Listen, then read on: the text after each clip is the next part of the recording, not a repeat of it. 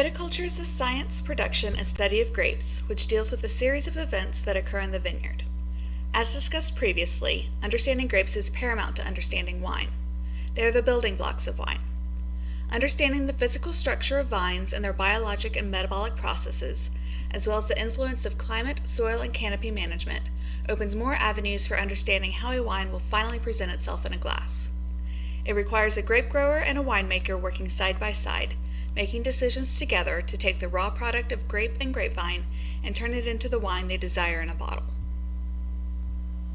Though it may seem obvious, the best place to start is with the grapevine itself. The physical structure of the grapevine divides into four major components: roots, trunk, branches, and grapes. The root system of a grapevine grows and spreads throughout the lifetime of the vine, creating an elaborate network capable of pulling water and nutrients from deep below the surface. The trunk of the grapevine connects the underground root system to the above-ground structure of branches, shoots, and leaves, known as the canopy. The branches of the grapevine are sometimes called arms or canes, especially when the vines are young. They support the leaves in developing grape bunches. Grapes, also referred to as berries, are essentially seed repositories.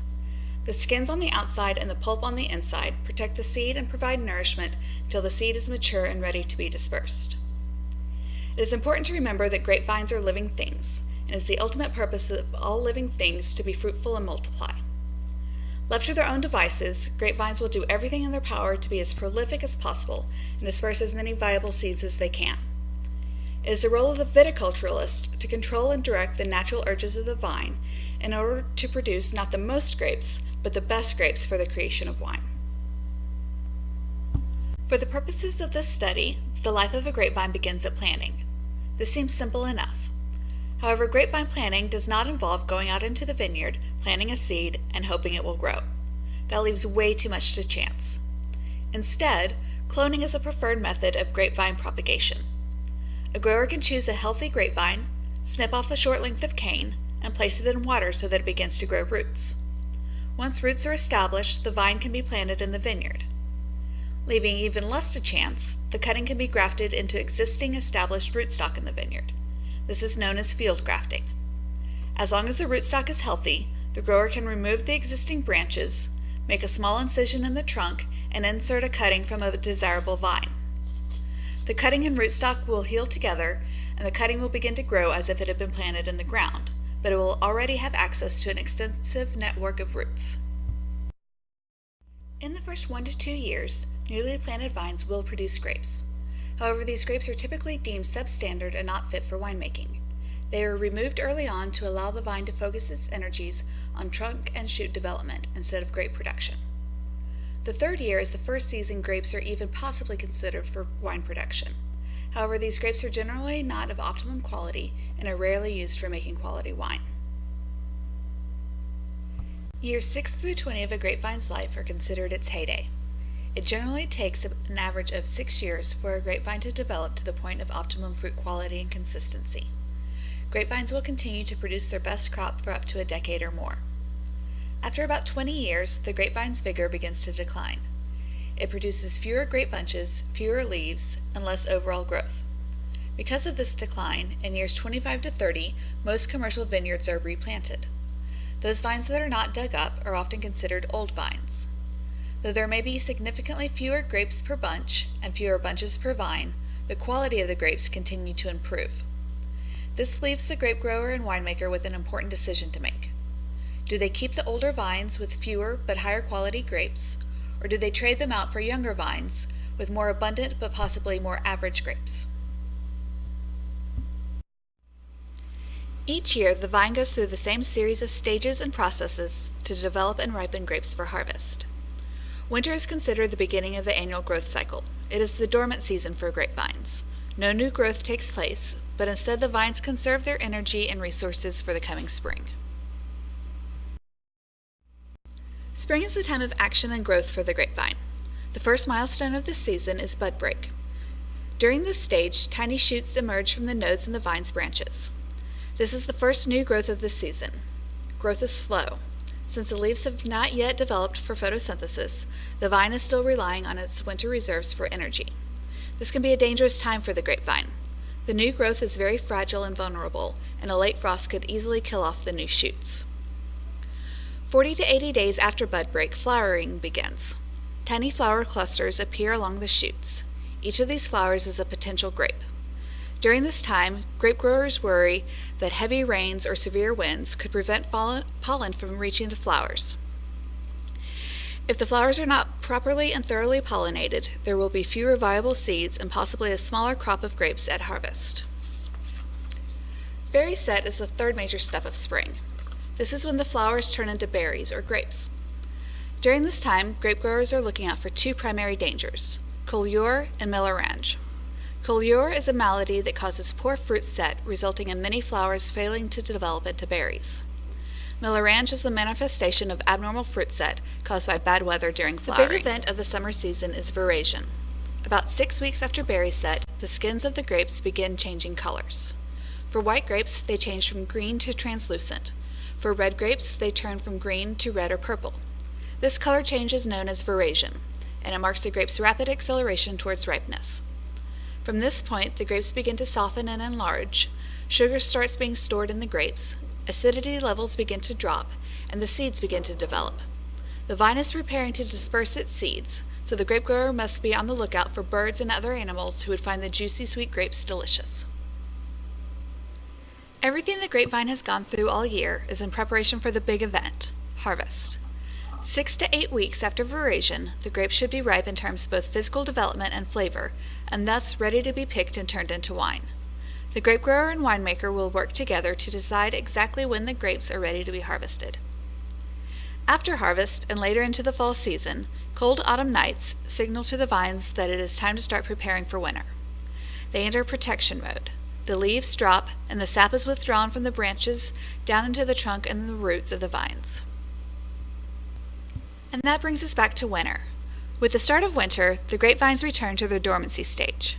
During this dormancy, grape growers conduct their winter pruning. Removing most of the previous year's growth keeps the vine's size manageable and prevents it from dispersing its sugars and other resources over too many grape bunches the following year. On a daily basis, grapevines perform two vital functions for the development of grapes and the creation of sugars, acids, and other flavor components. Common to all green plants, photosynthesis is the process by which sunlight is used to create sugar.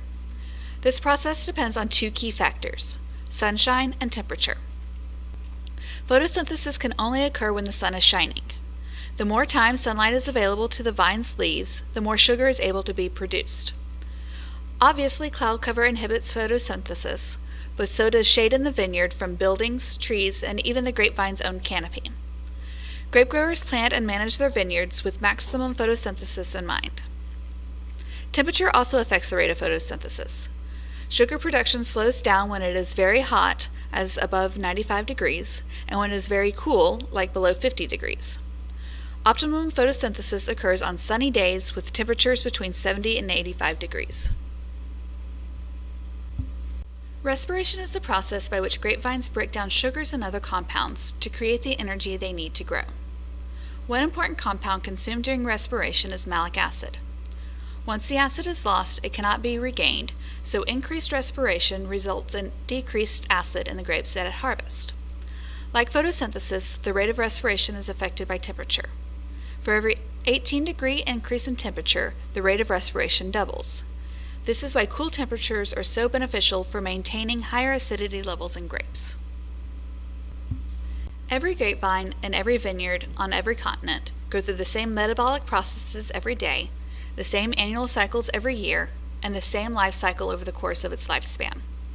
So where do the variations begin to come into play? Enter the concept of terroir.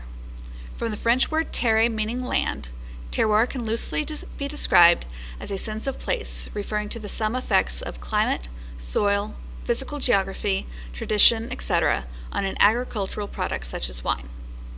This is where variations in grape and wine begin, as no two spots on Earth have the exact same combination of terroir factors.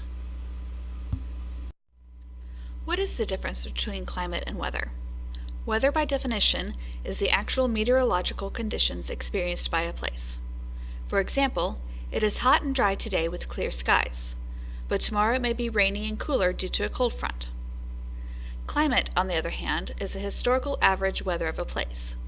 For example, although tomorrow may be rainy and cool, summers in Austin, Texas are typically hot and dry. In talking about viticulture, we typically talk about the climate of a place rather than the specific weather. Specific elements of climate that directly affect viticulture include temperature, precipitation, humidity, fog, and wind.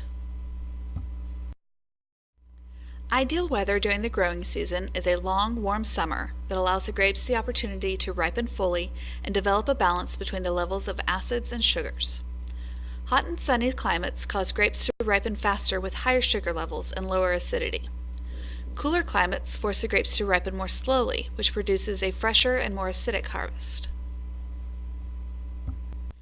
Grapevines need 20 to 30 inches of water annually. Ideally, this rainfall occurs in the winter and spring to early summer. Rain is typically unwelcome in the fall around harvest because precipitation can cause the berries to swell, resulting in diluted sugars and split berries.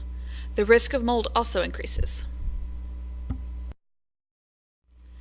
Grapevines need approximately 1,300 to 1,500 hours of sunshine during the growing season. Fog reduces temperatures and sunlight, affecting both sugar and acidity levels in the grapes. Fog can also be a factor that raises humidity levels among the grape bunches. High humidity fosters the growth of fungus and mold, which can be detrimental to the grapes. Wind is not typically a major concern except during flowering and pollination. Based on these atmospheric elements, climates can be subdivided into 4 wine-useful categories: maritime climate, continental climate, Mediterranean climate, and marginal climates. A maritime climate is a climate that is strongly influenced by an ocean or other large bodies of water. Regions with maritime climates experience high rainfall and mild overall temperatures. Maritime climates share many characteristics of both Mediterranean and continental climates and are often described as a middle ground between the two extremes. An example of a maritime climate is the region of Bordeaux. A continental climate is a climate that is found in areas far from oceanic influences, typically inland on continents. These regions experience more extreme temperatures, hotter summers and colder winters, as well as wide diurnal temperature variations, and less precipitation throughout the year. An example of a continental climate is Rioja. Wine regions with Mediterranean climates are characterized by their long growing seasons with moderate to warm temperatures. These regions experience very little change from season to season. Precipitation is generally limited to winter months, and humidity throughout the year is typically low. An example of a Mediterranean climate is Tuscany. Marginal can be used to describe the climate of areas with such cool temperatures or such short growing seasons that grapes are just barely able to achieve ripeness before harvest. An example of a marginal climate is the Mosel. Climates can be further broken down into macro, meso, and microclimates to refer to the climate of a specific region, village, vineyard, or even section of a vineyard. Macroclimate refers to the environment of the overall region. Mesoclimate refers to the environmental conditions of an entire vineyard. Microclimate is the narrowest of defined climates. It refers to the environment within and directly around a single vine's canopy, or at most, a section of rows within a vineyard. Of the terroir elements, climate, at whichever level you choose to discuss it, has the most far-reaching and defining effects on grapes. Winefolk like to spend a lot of time talking about soil types: limestone, slate, both red and blue, chalk, gravel, clay, alluvial sands, Kimmeridgian marl, etc., etc., etc. Soil is a key factor in how a grape variety will perform. Soil provides nutrition for the grapevine. It can also influence the temperature of the vineyard, and soil regulates the water supply available to the vines. Although some grape varieties have demonstrated affinities for certain soil types, Chardonnay and limestone, Riesling and slate, Cabernet Sauvignon and gravel, grapevines are capable of growing in almost any type of soil. So which soil type is the best? A safe generalization is that the best vineyard soils, regardless of exact composition, are well-draining and not particularly fertile. Winemaking grapevines perform best when they have to struggle. Grapes are like people. Challenges inspire character. Grapevines that have to work for their water and their nutrients make better, more interesting wines than those that have the easy life in well-hydrated, fertile soils. The physical geography of a vineyard location can have tremendous effects on how the grapes grow. Key geographical elements include latitude, elevation, topography, and proximity to water. The vast majority of the world's wine-producing regions are located between the temperate latitudes of 30 and 50 degrees, both in the northern and southern hemispheres. Those regions in lower latitudes, meaning closer to the equator, experience warmer climates, and the opposite is also true. Those in higher latitudes experience cooler climates, as well as longer summer days and larger diurnal swings. Vineyard sites at higher elevations typically experience cooler and windier environments with less frequent occurrences of fog. They also receive more intense sunlight, which encourages photosynthesis, and larger diurnal temperature swings, which help to regulate the sugar and acid balance in the grapes. Now, how about topography? Is the vineyard on a steep mountainside, or does it lay flat and low in a low valley? Which way does it face?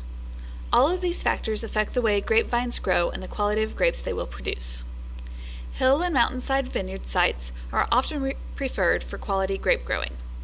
Vines growing on a slope receive a greater strength of the sun's rays. In flatter terrain, the strength of the sunlight is diluted as it is spread out across a wider surface area. Elevated slopes are also less susceptible to frost as cooler air falls to lower grounds. Additionally, a slope affords better drainage, and grapevines love well-drained soil.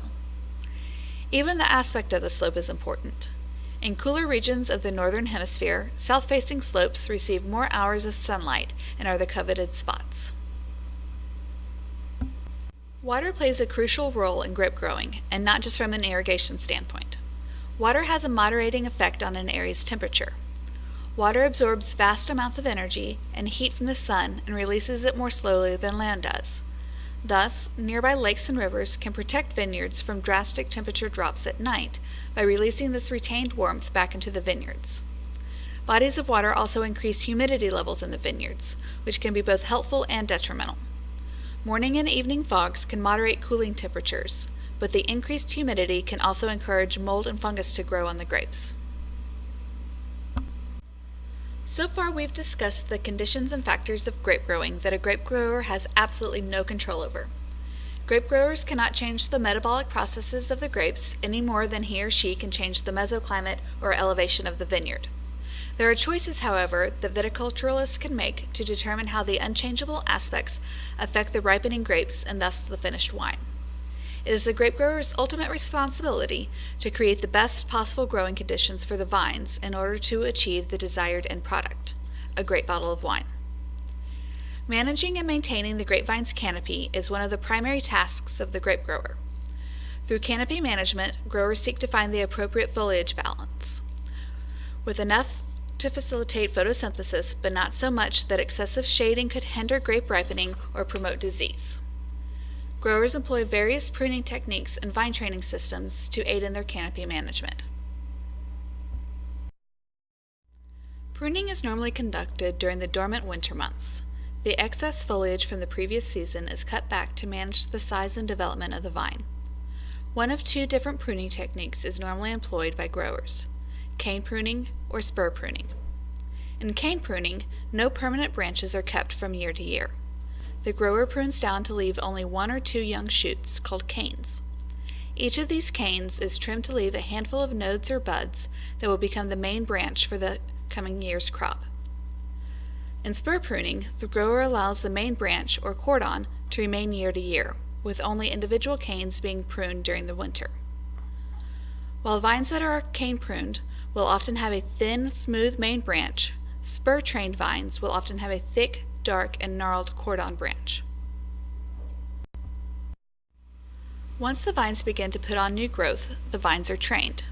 There are dozens of different training systems, each suited for various climates, grape varieties, harvesting practices, etc.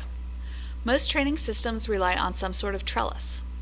A trellis is a network of stakes, posts, and support wires that position the vines as desired by the grower.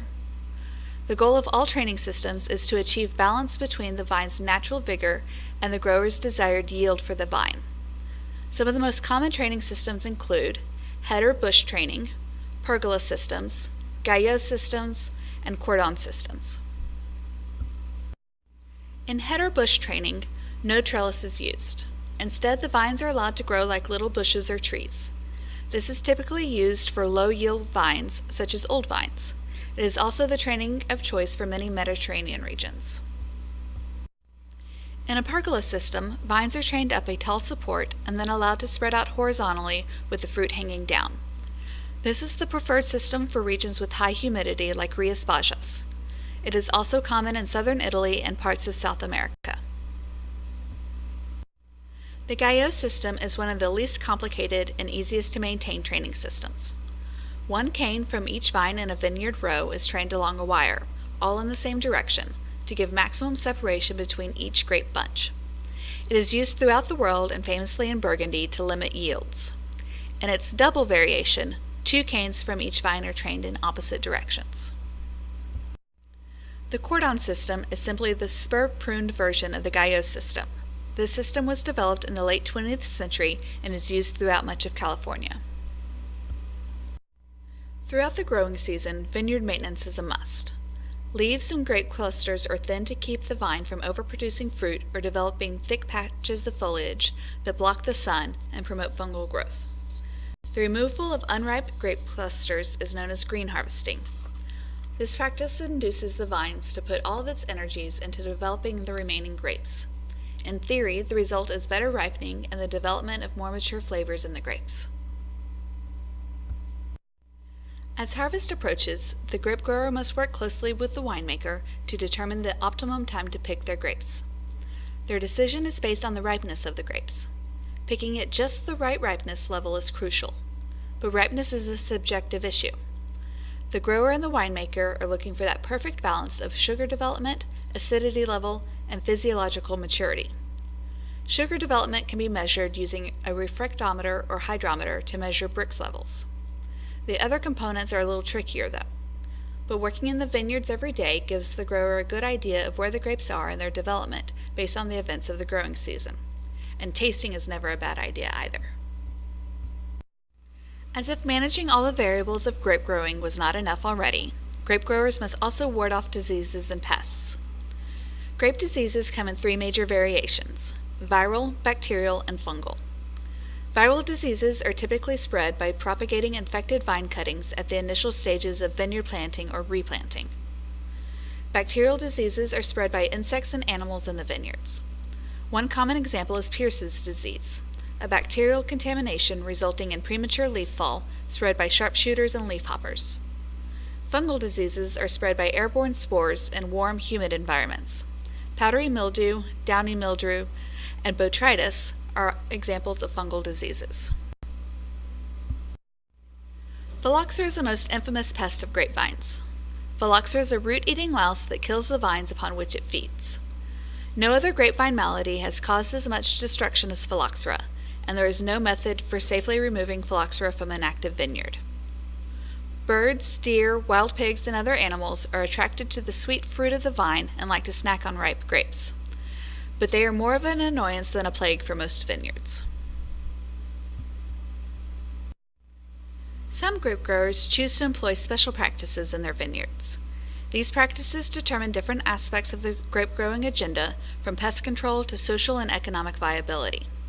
Some of these special practices include organic viticulture, sustainable viticulture, biodynamic viticulture, and integrated pest management. Organic viticulture is the growing of grapes without the use of manufactured fertilizers or pesticides. Organic grape growers work with the health of the land in mind, and under the belief that organically grown grapes are superior to conventionally farmed grapes and will therefore make better wine. In order to be labeled organic, the vineyard must be certified as such by a government-approved organization. Sustainable grape growers work with the same goals of organics in mind, but without the black and white regulations. The grower demonstrates a commitment to the long-term future of the environment, society, and wine growing. Social goals and economic viability are often included in the sustainable viticultural plan. What do you get when you cross organic viticulture with metaphysical components and the principles of an Austrian philosopher? Why, biodynamic grape growing, of course. Biodynamic vineyards are farmed organically and also with the belief that all parts of the universe are interconnected as an ecosystem. With that at the center, much of the work in the vineyard and winery is directed by the movement of the moon and the planets. Biodynamic certification is through Demeter International. Integrated pest management is a targeted approach to dealing with pests in the vineyard. This practice examines the life cycle of pests, natural predators, and vulnerabilities that can be exploited to eliminate a pest with minimal effect on the vines or the environment.